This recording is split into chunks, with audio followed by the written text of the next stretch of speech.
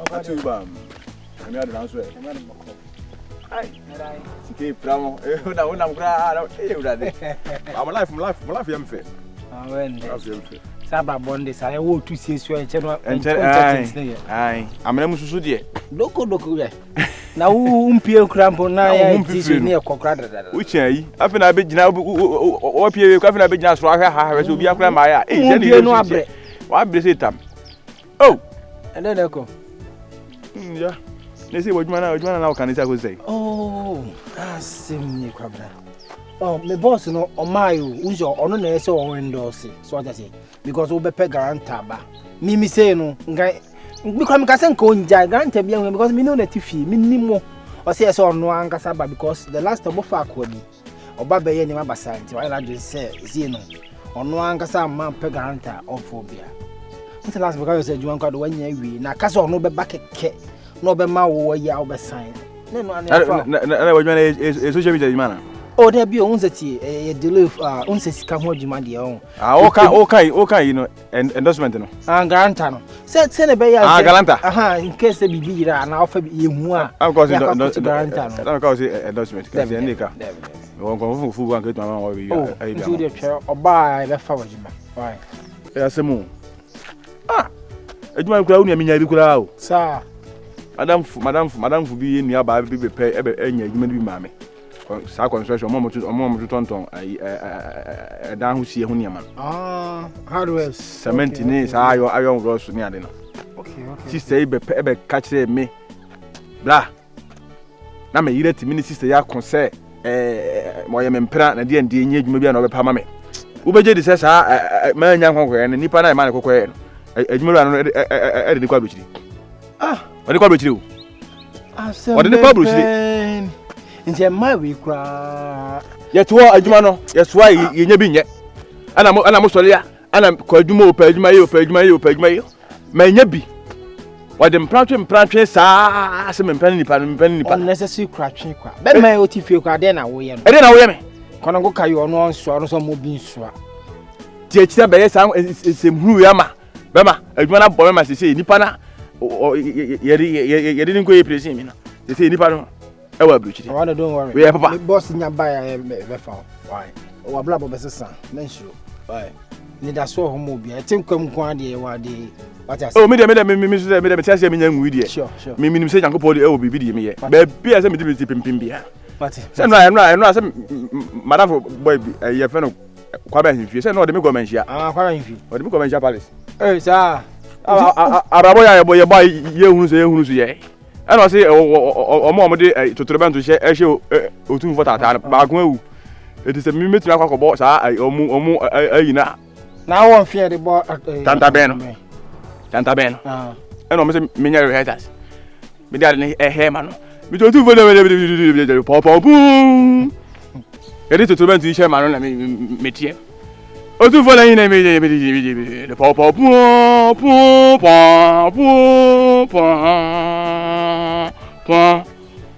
ana meja ana mejina akwa na ohwe mo no ba wawi ana o ti do betuma ye ana ama mo hasa krata bi aba abran de obo ayi no mo fa nem na nkunwade mo ya no ko so ahunya ti bum ye ko kan men ko botante be ya men ko botante be ko se otun fam na ye be pi meku eh I want a fum ara ko kan yenga e ko me si silveni o pegma so ya eshe no e mi ni franca fijina si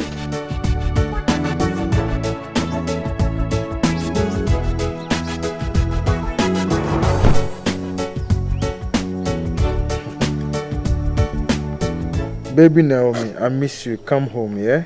My train watch it, eh?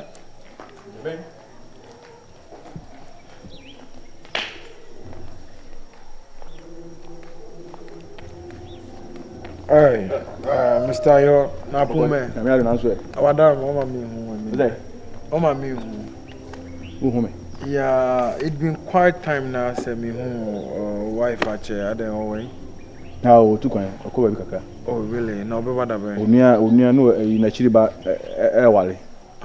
Ewa akra to oko. Na say on the tree by already as Bema they start at least nankes on in the call. Ah, me so ni kan. Me so on kono yi fufuro no. Eni mamu heada anya yi ama me sa nti. Mama ono no so ono no nko na enua. Yeah. Ono nko ta echi na me susu me hwe echi.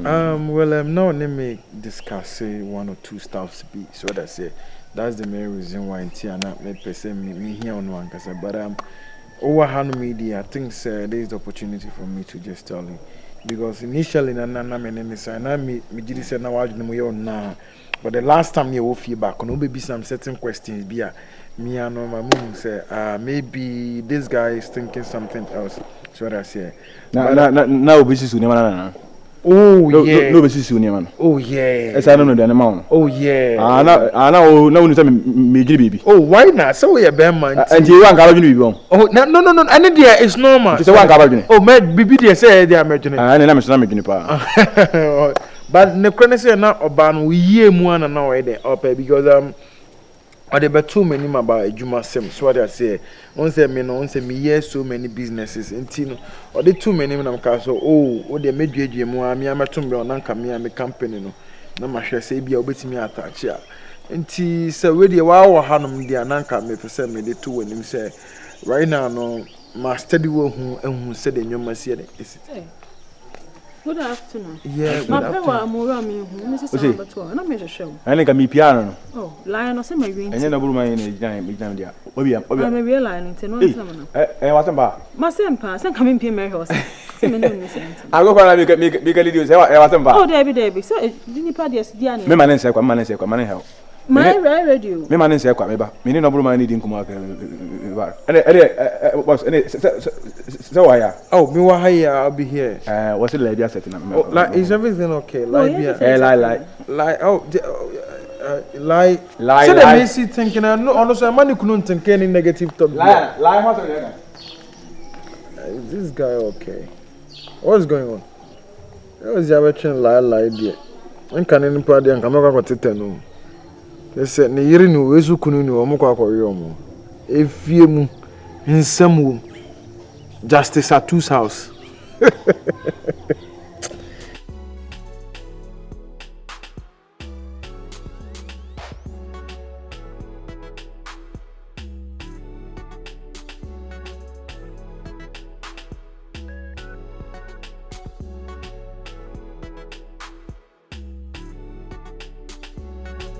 Yeah, hi, good afternoon. Good afternoon. Now from where? Yami na do. Me got to know kunu. It seems to be ko bom kunu no obia man response. Oh, look no pay do. Oh, really? Naka bibia. Well, I'm cast be na there. About on the who so tell si that meaning can be na nanka me say e bia kope bia sure say on say obia me no feel yeah. Me yeah sure, but Oba make a trend now. Oh, okay. Me I messed up out. Oh, thank you. Sorry, come to think of it, no. I'll give you say you kind of saying me more condos me me say appreciate you for hard work I would do the wo fi hanum. But you see me ba fi hanum no I hardly talk to women. That's what I say because in my pekasa but me looking at you no I think say if you're mine now with them strong nan say you may be koso if you hanuma me amedi me ni ato for me who say me do na man kan che na just me pɛ wasem no because if we are say no you say okoto say obi abodu say ehia na open so ide esi wudi ho me who say mora ne that girl Debbie ni more grow be entwe because you be somewhere saying neira dey to kwan Debbie so enim sensem I dey esi so what I say it's na me person me dey to enim say nya hwe yi pa No, like as I'm my confused. I'll go be specific. You see I was say so me ni to timi ka say line asset you nti yenkodi as no more grow be bo hu mo na as oh, mommy, soon your mamma has tower you feel it. Nti na me say me the two when him they will see no kunuti no me pe mo kind of characters am the wolf yanum pa. Thank you. You're welcome. Thank you. But to be sincere, like you're specific, but I will. Don't worry. And in there, I'm in Amukundi. Yes, yeah, honey. Yeah. Hey, you know. Yeah, nyazi bia obey in some baby with you. So once again, thank you so much for whatever you told me. I really appreciate it. Thank you. You know, so Tony saying about your friend Matilda Sando Ostra. The way you sound like her, or you're funny like you. Thank you. You are welcome. Thank you so much. You are welcome. All right, so I'll tell my husband when you come. Okay. I'll tell my husband when you come. Naomi is big. I love it. I love Naomi. Take time. Come on, you.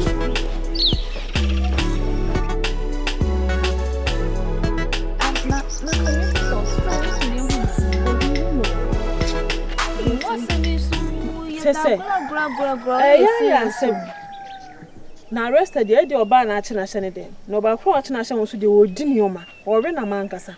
Boy. Na Ella so itu kan. I said that more academy so to come to Kumo said then. Inti like okay cho do bebe debe. Minim. Ada samo. One no akonkomo bi ana today. Minim komo but Togo David. Yes. Like Martin Sambi na I don't know. Fine. I stand to be corrected though, but I wanna moral like I was not could do one thing. I wanna moral. I bad na could do one thing. My miss na be sir. Oh, but no, na be sir. What if you honey say me kuna jira me mani abre ho me hwehwe no. Na moral de me maame. Oh, Debbie mentwema no nsi boy. Like I have some matsi into na me bisa on that be I'm not accusing you. Like me bisa okeke. That abadu no record mentwema no nsi bon. Tie. Moral na ka chem say ni yire to kwan. Na ne renwa no yema no she fridge masai. Ti osere me ya me ye aduane na kakra ka me ma ne bindi. And I thought so. Nipa de obi nipa se waduane a. Nipa ya funu tie aduane se no wodi. Ti me nam so. Aduane besi wan say kwade say arrested so no na me fama ni ndi. Ti me nyi bibi boni bia me kun ara me pe na me ni abre no na. Ho am na ka sansam no. Like no ya sama na me bi so but me dem emo obi amfana no mesi me hu o. Mani abre pa na me na mo obi amfana no mesi me hu. Me arrested ayira me so ya me nam sa ase na ate me ba. Mo mani nje. Yo momo yo but just be careful because if you're the Obiarika, if you're the Obiarika, just be out. That is it. Just be careful. So you're no kara. Just be careful. But so you're no kara. Well, if you are sending me, Papa, you never be me boni and I said, "Hey, child, hey, you're before some me be so okay." I'm shocked. Like me didn't tell any Papa dream be that be. Oh yeah, some me be so no more boom for best na yo. Hey, and na koko crow. Debbie me dream ho am ntiase. Ani nti na so mo dream sa. No me. As you was why I don't make jaw. No, bia but ye me sana wo. Now we we say like first of all crack am nye se me na de be hia me anka no kasa kra se ka di kampa me chew. Se me na me no wo gina he di nkomo.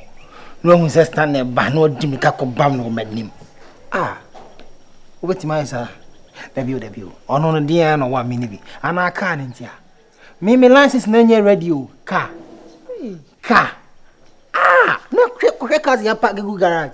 Me license na nye ready. And I was in the police for me pese me crack car police over stop me because of last minute is come. Until my park is you. E dia no wa me. Ono de kasa ko. Debi o na wo me wife from pon nsem o catch o want. Ye was kabasi ya ya share tell key. What I say? Ono ye on the so no na oyi FIE japade no hwe so. Ye hustle. Ina skaso sa wo FIE da. Tipsy. Oh, that will be very nice. Tipsy. Enti wo we ni na. Wo ska we ni na. Ena bra na fiure yi me niam agu abonten. Bi dwan beto a. Esra ho moa. Went me amoa me. Now me ti. Me catch you says. Excuse me, me catch you one can in jam. Sata makra ni mama is kana call lucky. Because I call the problem from my banana my triple grandpa diama. And the stand the most continue allowed to do. Yeah, show the TV. ne mo di mo mu ni nko so ati ase we ensa no kasasa o de me scan me mo say me here be bra if you were 2 minutes o de nya hwe me pam mo so ati ase nti we enemy o ati ase enko pere de enchoke so ati ase nti no hu if you hanum say last time no have plan ni ada de no me bia come so ati ase Vera, papa we dey no hojo nti no so want me to feel na so woni mama kasa ma nti ho ase hwe ewiase awe ade ade yewa enya wo de no mfa nkoye wonua ana efira ma bibi wonya hwe woni me mra me begina ha se metima begira ha ye din hwe wantima hu se me gina ho no esa adwembone wo wutirim nti on se adwembone ba kura tirim a no atongu don't say what one woman. No, I want to only so be never hide Damano or no be at your woken. Wouldn't man now with him? Come on, I mean, oh, you man no said minim, and I mean, oh, meaning so no be a high man. Wouldn't man now with him, and you wouldn't make catch or say, Ubi, and I had a woken, and I also wire up, when we read them. And what's sound you home? Now you do fruit person. Oh, for my day, and come on, do a prano, if you have a prana, I'm in dinner. I'm going into when one finds out to watch it. Oh, certainly, I met a cook, and oh, and you me, sorry. My man catch some mountain once. Me come a champion who doesn't who's had any be ma, me 2 of them for sick at come out. Me not make catch all. Oh, I couldn't. Hey. We feel no me who said be ma me fro kuna catch say o me fon free and manesa o fa me die ma me sure we nkomo gabo kaka woni mu asem o sonsono woni mu asem tell do tipim pam me boa fia ko we the boys ni girls nkomo fia ko tipsy mati o fro ko o chamia ebe o sumpri wo ya gutu do asisi on again the tea nice man if you are at a clear if you ready o yire nkomo enya o yire hu sese ya e di jana bebe fia